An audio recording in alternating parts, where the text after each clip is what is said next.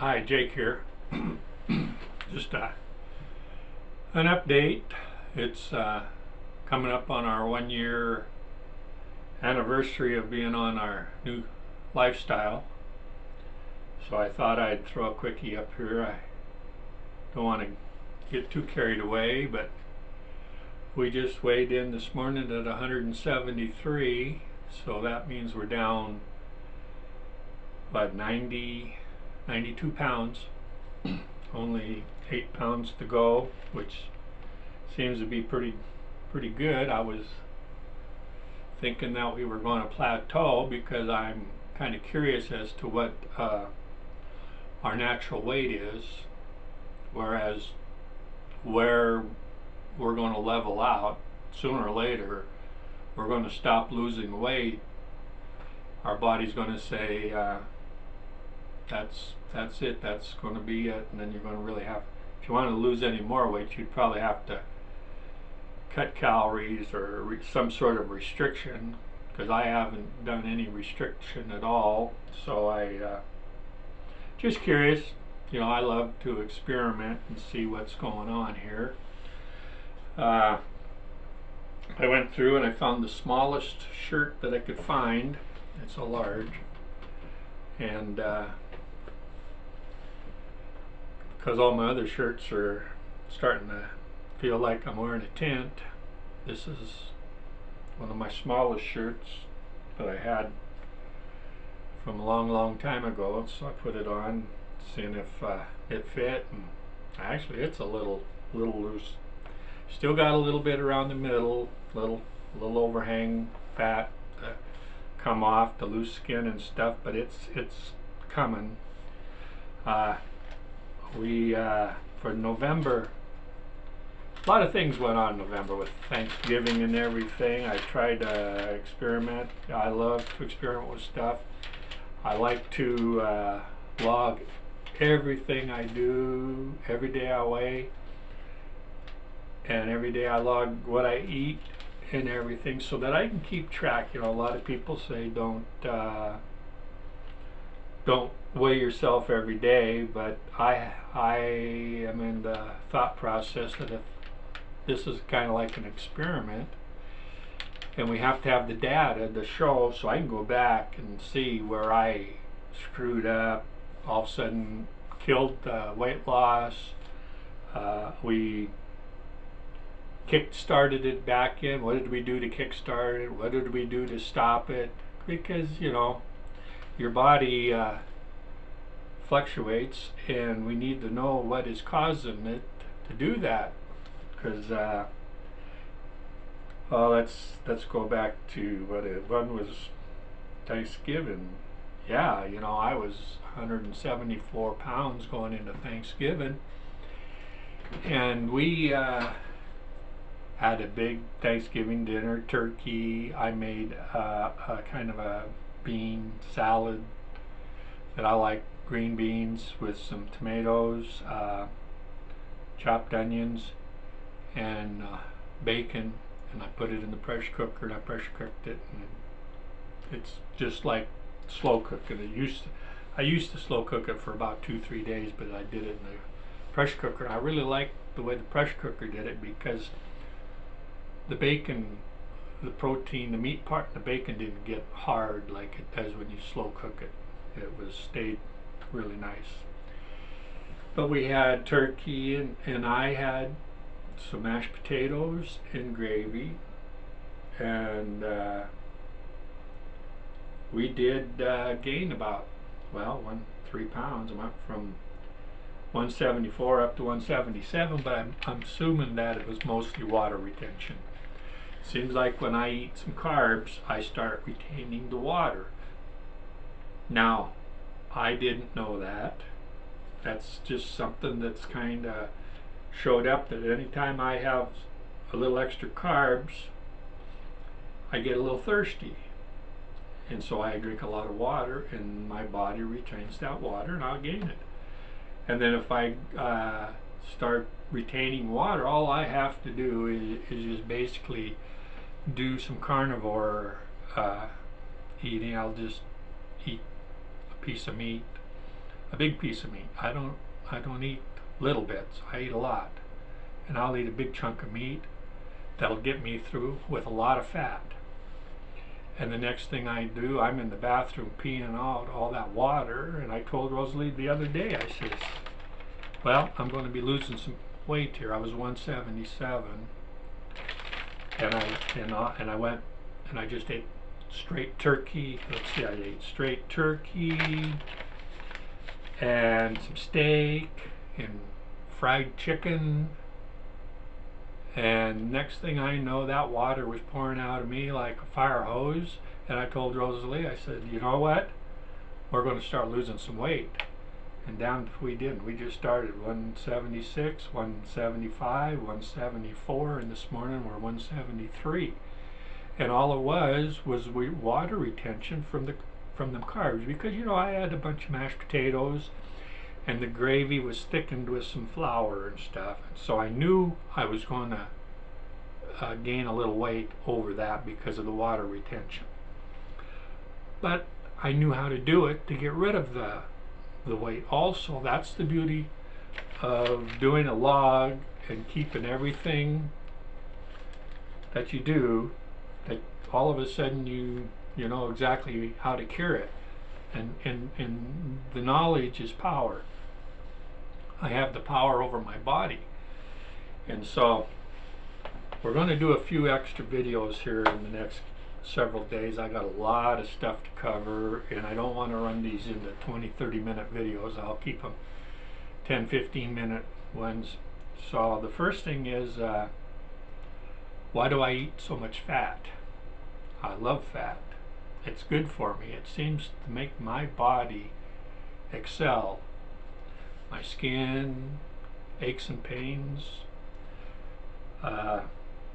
Rosalie has a lot of aches and pains, and I try to tell her, but she's a carbaholic. She eats a lot of grains and a lot of sugars, carbs, and she has a lot of joint pain. She had her knee surgery. It's still hurting her really bad. And I tell her that as long as I don't eat that stuff, I feel good. You have no idea how good I feel. We keep it simple. I eat simple food, meat, a few vegetables, a lot of fat. I add extra fat if the meat, it doesn't look like it's very fatty. I will chop up a bunch of tallow and throw that in there, and it gives a nice layer of fat over my stew, that when you put it in the fridge, it solidifies to the point where it looks like you could just about walk on it. But you heat it back up, you melt that fat, eat it. There were several times that I didn't feel like eating the stew, so I just ladled off the broth and ate some broth, and my goodness, that was good. It satisfied my hunger, and worked great. There was a couple times I would just do that and go to the next day, and so that was basically a 48-hour fast, because all I was eating was the broth. And so it was beef broth, bone broth, whatever you want to call it, but it worked really good. We're going to do first of all, I got to say, I always say this in every video, no processed sugars, no processed grains, no vegetable oils. I think with them three things, you could pretty much eat anything else if you could. Natural food, because everything's made with processed sugars and processed grains and everything, and the oils, soybean oil and stuff. I go down the aisles and I look at salad dressings and all kinds of stuff, and it's all has that in there, and you don't realize how much that affects your body. So the hidden sugars in this food is incredible, and I can understand why they do it, because it's an addictive, sugar's addictive, and they can get you hooked on stuff. I was hooked on Coffee Mate for 50 years, and I didn't realize that the it wasn't the coffee that I was addicted to, it was the Coffee Mate. You know, and you used to put in this teaspoon, then it was 2 teaspoons, then it was a tablespoon, and then heck with it, I just shook the old jug into my coffee, so I don't know how much I was getting. But it was the sugar. You look at Coffee Mate, and all them non-dairies, it was supposed to be good for you back in the 70s and 80s to have that non-dairy crap. Well, I'm afraid to tell you that they knew better, that Big Food said, no, you're not going to, it's not good for you, but we're going to get you hooked on it, and then you got to have it every morning. You got to have your coffee fix. Well, yeah, now I'm down to, this is my 1.5 cups is what I've had so far. Black coffee, I can take it or I can leave it. It's not as addicting to me as it was this time last year when I knocked it off. And it took a little while to get over it, but I managed with a lot of help of watching videos and support from a lot of people. I started watching YouTube videos a little over a year ago, and then I just got to the point where I had to do something, and this is what happens to you when you make a decision in your life. So we're happy with that. Let's see here.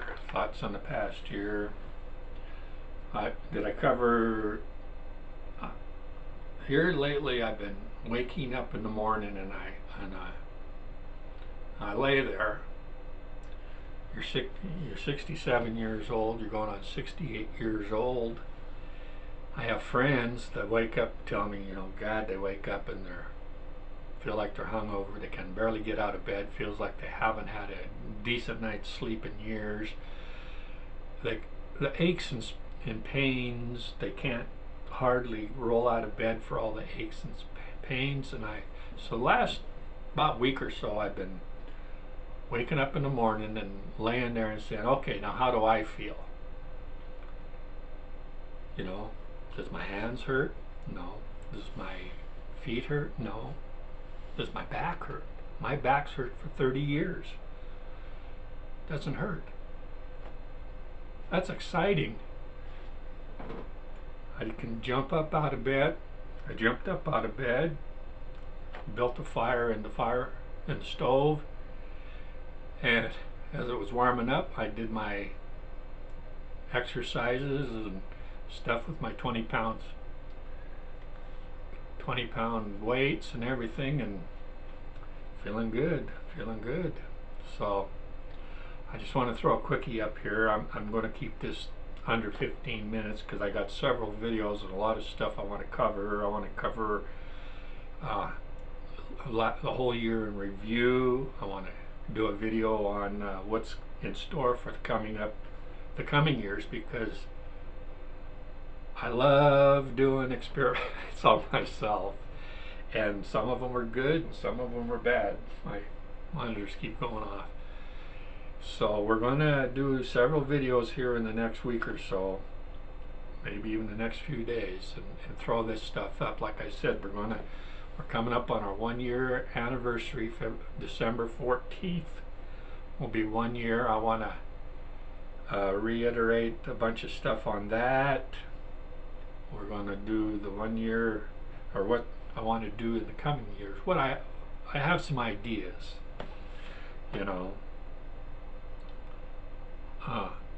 what I did, how I felt. The year in review is going to be really. It's going to be one of them that